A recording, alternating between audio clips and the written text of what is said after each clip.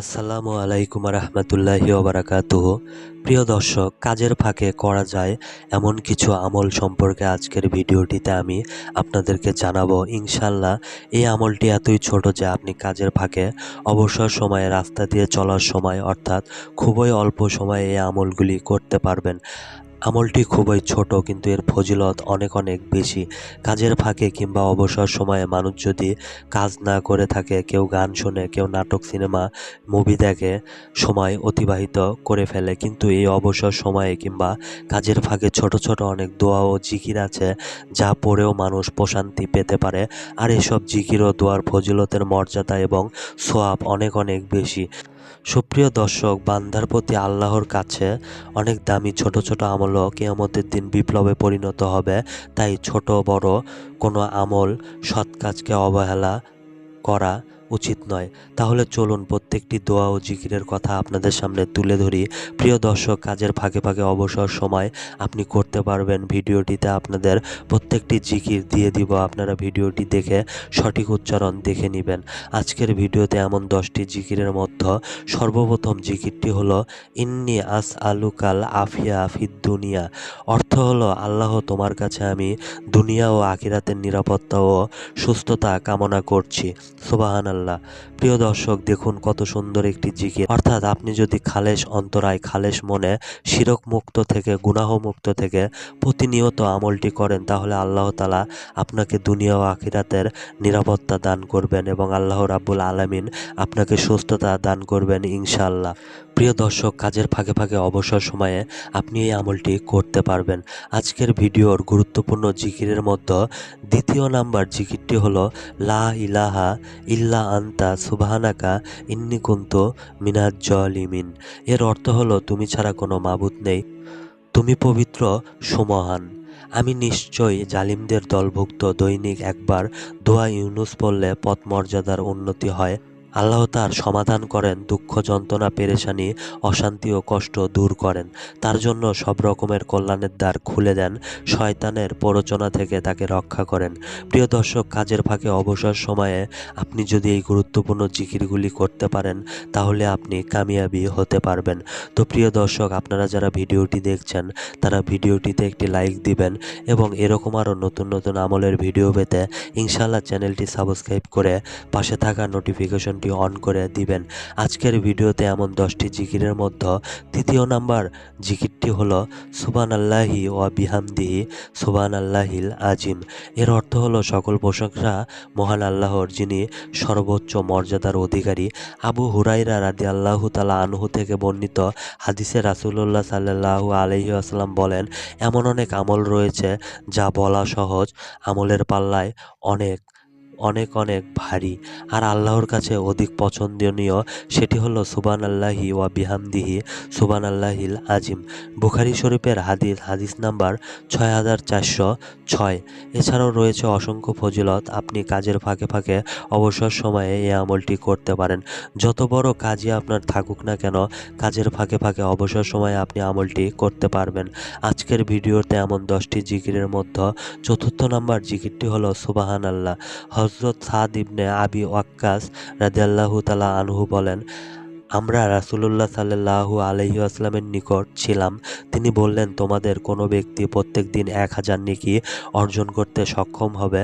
আমাদের মধ্যে একজন বলেন, কোনো ব্যক্তি কিভাবে 1000 নেকি অর্জন করবে? তখন রাসূলুল্লাহ সাল্লাল্লাহু আলাইহি ওয়াসাল্লাম বললেন, 100 বার সুবহানাল্লাহ বললে তার জন্য 1000 নেকি লেখা হবে, অথবা তার 1000 পাপ মোচন করা হবে। মুসলিম শরীফের হাদিস, মিসকাত শরীফের হাদিসে রয়েছে অসংখ্য ফজিলত। কাজের ফাঁকে অবসর সময়ে আপনি এই আমলটি করতে পারবেন। আজকের ভিডিওতে এমন 10টি জিকিরের মধ্যে পঞ্চম নাম্বার জিকিরটি হলো আলহামদুলিল্লাহ। আলহামদুলিল্লাহ আলহামদুলিল্লাহ শব্দের অর্থ হলো, সমস্ত প্রশংসা মহান আল্লাহর জন্য। যে কোনো উত্তম আনন্দময় শুভ খবরে ভালো কিছু শুনলে এটি বলা হয়ে থাকে। পছন্দনীয় কিছু দেখলে বা শুনলে আলহামদুলিল্লাহ বলতে হয়, হাদিসে আছে। আল্লাহর মহত্ব বর্ণনা প্রশংসার জন্য আলহামদুলিল্লাহর চেয়ে উত্তম বাক্য আর নেই। তিরমিজি শরীফ শরীফের হাদিস। আলহামদুলিল্লাহ নেকির পাল্লা ভারী করে দেয়। এছাড়াও রয়েছে অসংখ্য ফজিলত। কাজের ফাঁকে ফাঁকে অবসর সময়ে আপনি আমলটি করতে পারবেন। আজকের ভিডিওতে এমন 10টি জিকিরের মধ্যে 6ষ্ঠ নাম্বার জিকিরটি হলো লা ইলাহা ইল্লাল্লাহ। লা ইলাহা ইল্লাল্লাহ, লা ইলাহা ইল্লাল্লাহ। এর অর্থ হলো আল্লাহ ছাড়া কোনো মাবুদ নেই। এটি হচ্ছে ইসলামের চূড়ান্ত কালেমা, মানব জীবনের ভাগ্য পরিবর্তন। এই মহামূল্যবান বাণীতে রয়েছে বিশেষ মর্যাদা এবং এর সাথে সম্পর্ক রয়েছে বিভিন্ন হুকুম আহকাম। 1 মিনিটে লা ইলাহা ইল্লাল্লাহ প্রায় 50 বার আপনারা পড়তে পারেন। এটি সর্বশ্রেষ্ঠ বাক্য, তাওহীদের বাণী এটি। যে ব্যক্তির শেষ বাক্য হবে লা ইলাহা ইল্লাল্লাহ তিনি জান্নাতে প্রবেশ করবেন। সুবহানাল্লাহ। এছাড়াও এর ফজিলত ও মর্যাদার ব্যাপারে আরও অনেক বর্ণনা রয়েছে, যা বলতে গেলে ভিডিওটি আরও বড় হয়ে যাবে। তাহলে গেল আজকের ভিডিওটির 6ষ্ঠ নাম্বার আমল, অর্থাৎ লা ইলাহা ইল্লাল্লাহ জিকির। প্রিয় দর্শক, কাজের ফাঁকে ফাঁকে অবসর সময়ে আপনি এই আমলটি করতে পারবেন। আজকের ভিডিওতে এমন 10টি জিকিরের মধ্যে 7ম নাম্বার জিকিরটি হলো আল্লাহু আকবার, আল্লাহু আকবার, আল্লাহু আকবার। এর অর্থ হলো আল্লাহ তাআলা সব কিছুর চেয়ে বড় এবং মহান। আল্লাহ শব্দটি মুমিনের ইমানের দৃঢ়তা বৃদ্ধি করে, মনের ভেতর থেকে ভয়ভীতি দূর করে। মুমিনের জীবনের শুরু থেকে শেষ পর্যন্ত আল্লাহু আকবরের প্রভাব তাকে আলোকিত করে রাখে। এছাড়াও আল্লাহু আকবরে রয়েছে অসংখ্য ফজিলত, যার ফজিলত ভিডিওটিতে বলে শেষ করা যাবে না। আমলটি কাজের ফাঁকে ফাঁকে অবসর সময়ে আপনি করতে পারবেন। আজকের ভিডিওতে এমন 10টি জিকিরের মধ্যে 8ম নাম্বার জিকিরটি হলো লা হাওলা ওয়ালা কুওয়াতা ইল্লা বিল্লাহ। আমি আবারও বলছি, লা হাওলা ওয়ালা কুওয়াতা ইল্লা বিল্লাহ। এর অর্থ হলো আল্লাহ ছাড়া কোনো ভরসা নেই, কোনো ক্ষমতা শক্তি নেই। অর্থাৎ মানুষের ব্যক্তিগত শক্তি সামর্থ্য ক্ষমতা যতই থাকুক না কেন, আল্লাহ তাআলা তৌফিক না দিলে তা কোনো ধরনের উপকারে আসবে না। এবং আল্লাহর সত্তা সব কিছুর ঊর্ধ্বে, সব শক্তিধর বস্তু আল্লাহর সামনে একেবারে তুচ্ছ। ছোট একটি গুরুত্বপূর্ণ বাক্য, এর ফজিলত সোয়াব অনেক বেশি। আশা করি আপনারা বুঝতে পেরেছেন। যখন মানুষ নিজস্ব ক্ষমতার বাইরে কোনো পরিস্থিতি ও কাজের মুখোমুখি হয়, যা সম্পাদন করা তার উপর কষ্টসাধ্য হয়ে পড়ে, তখন এই বাক্যটি পড়তে হয়। এছাড়া শয়তানের কোনো প্রতারণা ও আক্রমণ থেকে বাঁচার জন্য এই দোয়াটি পড়তে হয়, অর্থাৎ লা হাওলা ওয়ালা কুওয়াতা ইল্লা বিল্লাহ। এ ব্যাপারে হাদিসে বর্ণনা এসেছে। আবু মুসা আশআরী রাদিয়াল্লাহু তাআলা আনহু বর্ণনা করেন, রাসূলুল্লাহ সাল্লাল্লাহু আলাইহি ওয়াসাল্লাম একবার আমাকে বললেন, তোমাকে জান্নাতের অন্যতম ধন ভাণ্ডারের কথা কি বলবো? আমি বললাম, অবশ্যই, বলে দিন। আল্লাহর রাসূল সাল্লাল্লাহু আলাইহি ওয়াসাল্লাম তিনি বললেন, লা হাওলা ওয়ালা কুওয়াতা ইল্লা বিল্লাহ।